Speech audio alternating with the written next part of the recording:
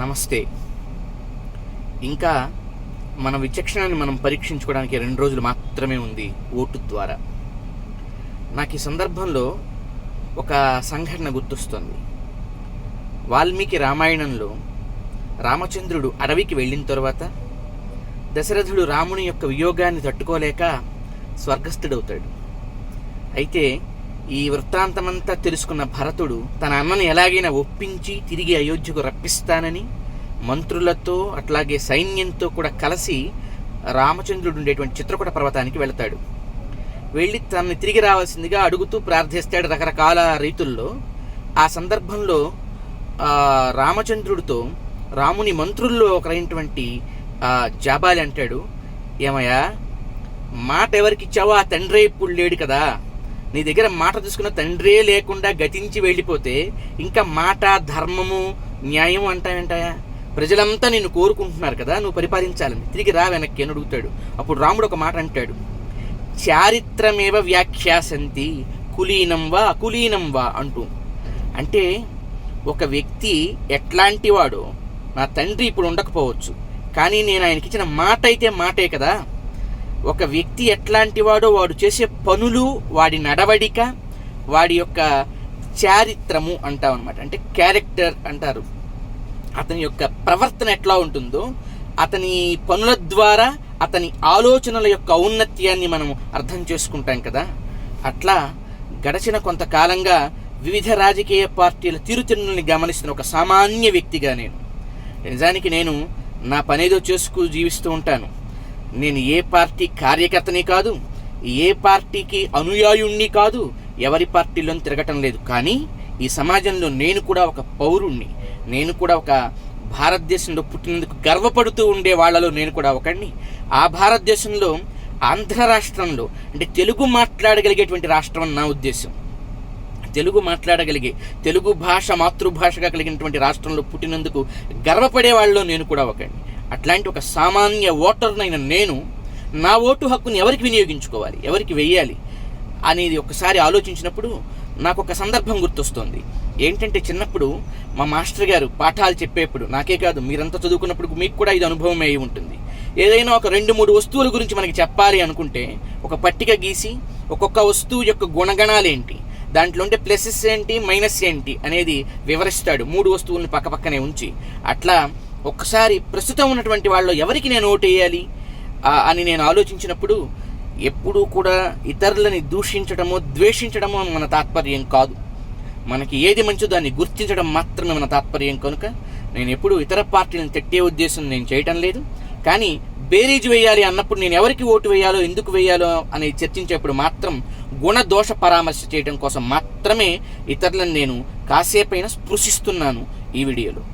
ఏంటంటే, అది ఈవేళ చాలా కాలంగా, చాలా సంవత్సరాలుగా అధికారాన్ని కలిగి ఉండి, చాలా దఫాలుగా అధికారాన్ని కలిగి ఉండి, కేవలం ఇప్పుడు రాష్ట్ర విభజన జరిగిన ఈ 5 ఏళ్లే కాదు, గతంలో నుంచి కూడా ఎంతో సార్లు ఎన్నో సందర్భాలు అధికారాన్ని కలిగి ఉన్నటువంటి వాళ్ళ యొక్క ఆలోచన పద్ధతులు లేక తీరుతెన్నులు ఎలా ఉన్నాయి సమాజంలో మనందరికీ తెలుసు. ఎక్కడైనా ఒక అన్యాయం ఒక సామాన్యుడికి జరిగితే వాడు లీగల్గా వెళ్ళి అప్రోచ్ అయ్యి గెలిచే పరిస్థితి సమాజంలో లేదు. గుండె మీద చేయి వేసుకొని చెప్పండి, మీరందరికీ తెలుసు ఆ విషయం. కాస్త డబ్బుండి, పలుకుబడి ఉండి, అధికార పక్షంలో మనవాళ్ళు ఉంటే తప్ప మనం న్యాయాన్ని పొందడం సమాజం నుంచి. అలాంటి సమాజమే కదా నడుస్తుంది ఇన్ని సంవత్సరాల నుంచి. లేక ఏ సామాన్యుడికి కష్టం వచ్చినా ఆదుకునే న్యాయ వ్యవస్థ ఉందా ఇక్కడ? ఏ సామాన్యుడికి కష్టం వచ్చినా పట్టించుకునేటువంటి పాలక వ్యవస్థ ఇక్కడ నడుస్తుందా? ఎన్నికలు వచ్చినప్పుడు ఎన్నికల 6 నెలల ముందు నుంచి ఓటు అడుక్కోవడానికి వచ్చేటువంటి పరిపాలకులు 4.5 సంవత్సరాలు ప్రజల దగ్గరికి వెళ్ళి వాళ్ళని కలిసి మీకు ఏంటి ఇబ్బందులు ఉన్నాయని చెప్పని ఆలోచించి వాటి గురించి తెలుసుకొని వాటిని తిరిగి ఆచరణలో పెట్టేటువంటి వ్యవస్థ ఇక్కడ నడుస్తుందా? లేదు. నిర్వివాదంగా, నిస్సంశయంగా ఇది అవును. ఎవరికైతే డైరెక్ట్గా మంత్రులతోనూ పైన ఉండేటువంటి అధికారులతోనూ పరిచయాలు ఉంటాయో, ఎవరైతే కాస్త డబ్బులు చదివించగలరో వాళ్ళు మాత్రమే వాళ్ళకి నచ్చినట్టు జీవితాన్ని బతకగలిగే పరిస్థితి ఈ వ్యవస్థలో ఉంది తప్ప రెక్కాడితే డొక్కాడినటువంటి సామాన్యుడికి కానీ, ఇంకొంచెం పోని మధ్యతరగతిలో జీవించేటువంటి వ్యక్తికి కానీ ఈ సమాజంలో ఎప్పుడైనా ఒక ఇబ్బంది వస్తే, సమస్య వస్తే దాన్ని లీగల్గా ఎదుర్కొనేటువంటి పరిస్థితి కానీ, వాడికి ఒక భరోసా కానీ, ధైర్యం కానీ ఏ రోజు లేదు. అట్లాంటి పరిస్థితిని ఏ పాలకులు ఇప్పటిదాకా కలిగించలేదు. అందులో ఖచ్చితంగా వాళ్ళు ఫెయిల్ అయ్యారు. ఇకపోతే పరిపాలనలో లేకపోయినా పరిపాలకులని ఎవరైతే అధికారంలో ఉన్నారో అధికార పక్షాన్ని నిలదీసేటువంటి అధికారం ఉంది ఇంకొకళ్ళకి, వాళ్ళని ప్రతిపక్షం అంటారు. వాళ్ళెప్పుడూ వాళ్ళ పని సరిగ్గా చేయలేదు. ఎందుకు చేయలేదు? వాళ్ళ మీద ఎన్నో అభియోగాలు ఉన్నాయనేది ఈవేళ ఈ మాటలు ఏవి నేను ప్రత్యక్షంగా వెళ్ళి చూసి మాట్లాడటల్లా. మీ మీడియా, ప్రజలంతా ఏ మీడియా ద్వారా, ప్రజలంతా ఏ సోషల్ నెట్వర్క్ ద్వారా, ప్రజలంతా ఏ ప్రచార మాధ్యమాల ద్వారా జ్ఞానాన్ని తెలుసుకుంటున్నారో అవే ప్రచార మాధ్యమాల ద్వారా తెలుసుకున్న జ్ఞానంతో మాట్లాడుతున్నాను. మన ఎలక్షన్ కమిషన్లో ఒక ప్రతిపక్ష అభ్యర్థి తన మీద ఇన్ని కేసులు ఉన్నాయి అనేది సబ్మిట్ చేశాడు. అవి ప్రూవ్ అయ్యాయా, ప్రూవ్ కాలేదా అనేది డజంట్ మ్యాటర్. బట్ తన మీద ఇంకా పెండింగ్ కేసులు నడుస్తున్నాయి అనేది ఎలక్షన్ కమిషన్కి తనే స్వయంగా సబ్మిట్ చేశాడు. అట్లాంటి ఒక ప్రతిపక్షం కానీ, లేక అధికారంలో ఉన్నటువంటి అధికార పక్షం కానీ, చాలా సందర్భాలు అధికార పక్ష సభల్లో ఎవరైనా ఒక వ్యక్తి లేచి మీరు ఏం చేశారు సార్, ఇక్కడ ఈ ప్రాబ్లం ఉంది సార్ అని కనుక అడిగినట్లయితే, నువ్వు ఎక్కువ మాట్లాడేవంటే బాగుండదు అంటూ సాక్షాత్తు పరిపాలించే పరిపాలకుడే అతన్ని బెదిరించిన సందర్భాలు మనం చూస్తున్నాం. ఇలా ఎన్ని, ఒకటా రెండా, తన కార్యకర్తలనే తాను పరిగెత్తించి ఉన్మాదంతో కొట్టేటువంటి ఉన్మాదుల్ని చూస్తున్నాం. నోటికి ఏ మాట వస్తుందో, దాని యొక్క విలువేంటో, ఏ వర్గాన్ని అది బాధిస్తుందో అనేటువంటి విచక్షణా జ్ఞానం లేకుండా దూషిస్తున్నటువంటి ఎమ్మెల్యేలను మనం చూస్తున్నాం. ఇలా ఎంతోమందిని మనం చూసిన తరువాత ఈవేళ ఇప్పటిదాకా మనం ఎవరికి అధికారం ఇచ్చామో వాళ్ళు తప్పులు చేస్తే వాళ్ళు ఏం చేశారని అడిగేటువంటి అధికారం మనకు ఉంది. కానీ అసలు అధికారమే ఇవ్వలేదు ఒకడికి, అభిమానం మాత్రం ఇచ్చాం ఒకడికి. అందులోనూ అతడు తన వృత్తిగా చేసుకుంటున్న ఒక వృత్తిలో మనం ఇచ్చిన అభిమానం వల్ల చాలా ఉన్నత స్థాయిలోకి అతను వెళ్ళి కృతజ్ఞతతో నన్ను ఇంతమంది ఇంతలా అభిమానిస్తున్నారు, కానీ వీళ్ళకి నేనేం చేయగలిగాను? వీళ్ళ చేత కేవలం జేజేలు కొట్టించుకోవడం మాత్రమే కాదు, వీళ్ళు నివసిస్తున్నా నేను నివసిస్తున్న ఈ సమాజంలో అడుగడుగునా అనేక ఇబ్బందులు ఉన్నాయి. పరిపాలన వ్యవస్థలో ఎక్కడా కూడా పారదర్శకత లేదు. వాళ్ళకి ఒక ధైర్యం, నేను కాకపోతే వాడు, వాడు కాకపోతే వీడు, ఈ ఇద్దరే వస్తూ ఉంటారు తప్ప మూడో వాడెవడు నిలదీసేవాడు లేడనే ధైర్యంతో వీళ్ళు ఇన్ని తప్పులు చేస్తున్నారు, వీళ్ళని నిలదీయటానికి, ప్రశ్నించడానికి నేను వస్తానని ఎండ కన్నెరగకుండా హాయిగా కూర్చునేటువంటి అద్భుతమైనటువంటి ఒక సామ్రాజ్య భోగం లాంటి తన వృత్తిని వదిలేసి, అపారమైన అభిమానం, అపారమైనటువంటి ధనం సంపాదించుకునే అవకాశం కూడా వదిలేసి ఒక వ్యక్తి వచ్చాడు. ఈ మూడు పట్టికలు వేసి చూసినప్పుడు అధికార పక్షంలో ఉండి సమాజం కోసం లేక సామాజిక న్యాయం కోసం మిగతా 4.5 ఏళ్ళు ఎక్కడ బయట కనపడని అధికారులు కొందరైతే, ప్రతిపక్షంలో ఉండే అధికారులు నిలదీయక తప్పించుకు తిరుగుతూ తన ప్రాబ్లమ్స్ని సాల్వ్ చేసుకోవాలని కోరుకునేటువంటి వ్యక్తులు ఇంకొకళ్ళైతే, అరే తనకు అసలు అవసరమే లేదు, ఎవడడిగాడు, హాయిగా బతకచ్చు, అందరూ కోరుకొని చేరుకునేటువంటి వృత్తి ఆ సినీ రంగపు వృత్తి. అట్లాంటి వృత్తిలో కూడా ఉన్నత స్థాయిలో, అంటే కేవలం పోస్టర్ వేస్తే వ్యక్తులు వెళ్ళి సినిమా చూడగలిగే స్థాయిలో, ఫ్యాన్స్ భక్తుల్లా మారిన స్థాయిలో ఉన్నటువంటి ఒక వ్యక్తి తన జీవితాన్ని వదిలిపెట్టి వచ్చాడు. ఆలోచిస్తే 3 పట్టికలు వేసి తెలుస్తుందండి. ఈరోజు కొత్తగా అతనేదో ఒక చెట్టు కింద కూర్చొని ఒక మట్టి మూకుళ్ళలో భోజనం చేయటం లేదు. కొన్ని సంవత్సరాలుగా అతని వ్యక్తిగత జీవితాన్ని మనం గమనిస్తే పరిపాలకులకి, ప్రతిపక్షాల్లో ఉండేటువంటి పాలకులకి కూడా ఇద్దరికి 100,000 కోట్ల రూపాయల వ్యాపారాలు ఉన్నాయండి. మీ అందరికీ తెలుసు కదా. మీరు ఏ పార్టీ వాళ్ళైనా లేక ఎవరిని అభిమానిస్తున్నా, మీరు సమాజంలో జీవిస్తున్నారు.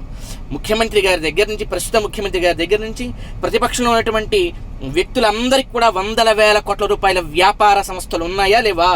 ఉన్నాయి. అభియోగాలతో పాటు వ్యాపారాలు ఉన్నాయి. వ్యాపారాలు చేసుకునే వ్యక్తులు మేము మీ దేశాన్ని, మీ రాష్ట్రాన్ని పరిపాలిస్తూ ఉంటున్నారు. కానీ తను ఒక వృత్తిని ఎంచుకున్నాడు. ఆ వృత్తిలో సక్సెస్ అయ్యాడు మన అభిమానం వల్ల. తనకి వేరే వ్యాపారాలు లేవు. ఆ వృత్తిలో వచ్చిన డబ్బుల్ని అదొక వ్యాపారంలో కొంత, ఈ వ్యాపారంలో కొంత పెట్టి డబ్బుని మల్టిప్లై చేసుకోవచ్చు తను కావాలనుకుంటే. ఎందుకంటే బయట మనం బాలీవుడ్లో చూస్తున్నాం. బాలీవుడ్లో నెంబర్ 1 స్థాయిలో ఉన్న ఒక పెద్ద వ్యక్తి 70 సంవత్సరాల వయసు దాటిన 70 పడిలో కూడా ఉప్పు యాడికి, బిర్యానీ యాడికి కూడా తాను యాడ్స్ చేసి డబ్బు సంపాదిస్తున్నాడు. మరొక తమిళనాడులో చూస్తున్నాం, 60 ఏళ్ళు పడ్డ ఒక అగ్ర హీరో తను ఎంతో కాలం నుంచి రాజకీయాల్లోకి వద్దాం అనుకుంటున్నా, అమ్మో వద్దులే ఈ రొచ్చులోకి అనుకుంటూ ఇంకా సినిమాలు చేసుకుంటూనే ఉన్నాడండి. అట్లాంటిది చక్కటి వయస్సు, 40 సంవత్సరాల వయస్సులో తన రంగంలో తను నిష్ణాతుడైన వాడు తన సంపాదించిన డబ్బుతో ఇంకా డబ్బుని మల్టిప్లై చేసుకోవాలనుకోవట్లా. ఎక్కడో ఫామ్ హౌస్లో గోవులకి సేవ చేసుకుంటూ ఇంత అన్నం తింటూ బతుకుతున్నాడు. అంటే అతడికి సహజంగా జీవించడం ఇష్టం అనేది అతని వ్యక్తిత్వం, అతని నిత్య జీవిత ఆచరణ మనకి చెబుతోందండి. ఇంత స్పష్టంగా కళ్ళ ముందు ఈ వ్యత్యాసం ఉన్నా కానీ మనం ఇంకా ఏవో శంకా తంకాలతో ఏవో ఒక కారణాలు పెట్టి అతడికి ఆ మంచికి అతడు చేద్దాం అనుకుంటున్నటువంటి ఒక స్ఫూర్తికి మనం ఓటు వేయట్లేదంటే, మనం సపోర్ట్ చేయట్లేదంటే మనంత కరప్షన్ ఉన్నటువంటి ప్రజలు ఇంకా ఏ సమాజంలో ఉండరండి.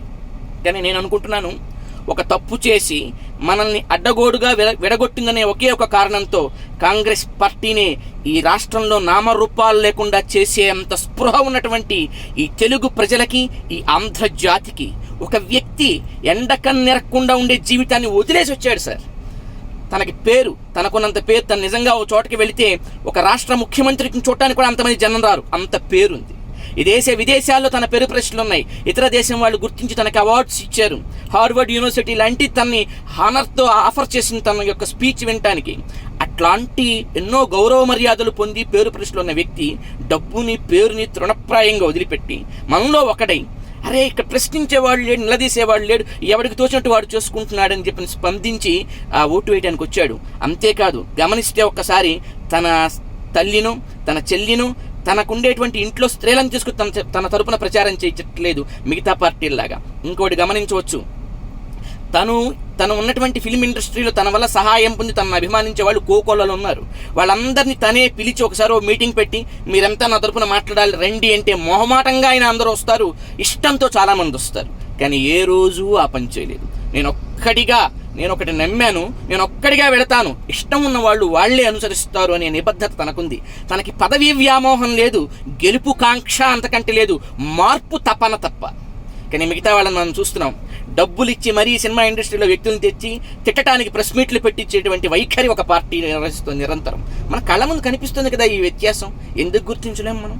వందల వేల కోట్ల వ్యాపారాలను పెంచుకునే వ్యాపార ధోరణి కలిగినటువంటి వాళ్ళు ఒక పక్క పోటీ చేస్తుంటే, పాపం డబ్బులు సంపాదించుకోవడం తెలియక ఉన్న డబ్బుల్ని కూడా తుఫాను సందర్భాల్లో లేకపోతే మిగతాటువంటి ప్రకృతి వైపరీత్యాలు ఏర్పడ్డప్పుడు కొన్ని సామాజిక కార్యక్రమాలకి తనకున్న డబ్బులు కూడా ఖర్చు పెట్టి దానివల్ల ఫ్యామిలీలోనే ఇబ్బందులు తెచ్చుకున్నటువంటి ఒక వ్యక్తి, డబ్బు వ్యామోహం లేని, డబ్బు పిచ్చి లేని ఒక వ్యక్తి, సాదాసీదా బట్టలు కట్టుకొని తెలుగు జాతి గొప్పతనాన్ని లోకానికి చాటడానికి ఒక పంచ కట్టుకొని వచ్చినటువంటి ఒక వ్యక్తిని, అతడి వ్యక్తిత్వాన్ని కళ్ళ ముందు ఈవేళ సోషల్ మీడియా ద్వారా ఇన్ని వీడియోలు, ఇన్ని వార్తలు చూస్తూ కూడా బేరీజు వేసుకోలేక, ఓ వంకాయలు కొనేటప్పుడు చూస్తాం మనం ఏది క్వాలిటీ ఉందో, ఏ వస్తువు కొన్నా చూస్తాం పక్కన పెట్టి క్వాలిటీ ఏది ఉందో. మన కళ్ళ ముందు ఇన్ని రకాలుగా వాళ్ళ వ్యక్తిత్వాలు, వాళ్ళ గుణగణాలని ప్రకటిస్తూ ఉంటే, ఈ రోజున డబ్బులు తీసుకోకుండా ఇల్లు కూడా లేని వాడికి ఎమ్మెల్యేగా, రకరకాలుగా ఎంపీగా వాళ్ళు ఉన్నటువంటి చదువు చూసి, వాళ్ళకున్న వ్యక్తిత్వం చూసి సీట్లు ఇచ్చాడు ఆ వ్యక్తి. అంటే తన మార్పుని తన ప్రవర్తనతోనే అతను మొదలుపెట్టాడు. అలాంటి వ్యక్తిని చూసి కూడా మనం ఓటు వేయకపోతే మన జాతికి అభివృద్ధి ఉండదు, మన జాతికి పురోగమనం అనేది అసలు ఉండదు. నో డౌట్, ఎవరైతే ఎలక్షన్లో వేల కోట్లు ఖర్చు పెట్టి మన మీద అధికారాన్ని, పెత్తనాన్ని చెలాయించాలి, మన నుంచి తీసుకోవాలని చూస్తున్నారో వాళ్ళు ఖచ్చితంగా మళ్ళీ ఆ వేల కోట్లకు, లక్షల కోట్లు సంపాదించడానికే ప్రయత్నిస్తారు. ఎవడైతే పైసా కూడా ఇవ్వట్లేదో వాడు పైసాలు మన దగ్గర నుంచి తీసుకోవట్లేదు కాబట్టి మన పైసాలను కొట్టేసే ప్రయత్నం చేయకపోగా మనకు భరోసానిస్తాడు. ఖచ్చితంగా అట్లాంటి ఒక ఉన్నతమైన వ్యక్తి ఈరోజు సమాజంలోకి వచ్చాడు. మనందరికీ తెలుసు. గుండె మీద చెయ్యి వేసుకొని అతడికి మన పవిత్రమైన, విలువైన ఓటును వేసి అతడిని గెలిపించి ఆంధ్ర రాష్ట్ర చరిత్రకు కొత్త తీర్పునిద్దాం. ప్రతి ఒక్కళ్ళ మనుషులుగా ఆలోచిద్దామండి. కులాలుగా ఆలోచించొద్దు, మనం మతాలుగా ఆలోచించొద్దు, వర్గాలుగా ఆలోచించొద్దు. ఎందుకంటే మన వేదాలు కానీ, మన శాస్త్రాలు కానీ సర్వే జనా సుఖినో భవంతు, సర్వే భద్రాణి సంతు నిరామయాః, సర్వే భద్రాణి పశ్యంతు, సర్వే సంతు నిరామయాః అంటూ సర్వులు బాగుండాలని సంబోధించాయండి. ఒక భగవద్గీత మీరు చదివితే, ఒక రామాయణం మీరు చదివితే ఈ వర్గం బాగుండాలని చెప్పలేదండి. లోకాః సమస్తా సుఖినో భవంతు. మనం లోకంలో మనుషులం కదండి. మనుషులుగా ఆలోచించి ఒక మనిషిని మనం గెలిపిద్దాం. పూర్తి మెజారిటీతో, పూర్తి మన అంగీకారంతో తనని గెలిపించి రాష్ట్ర చరిత్రలో ఒక మార్పును తీసుకొద్దాం. అందుకు నాంది పలుకుదాం. భారత్ మాతా కీ జై.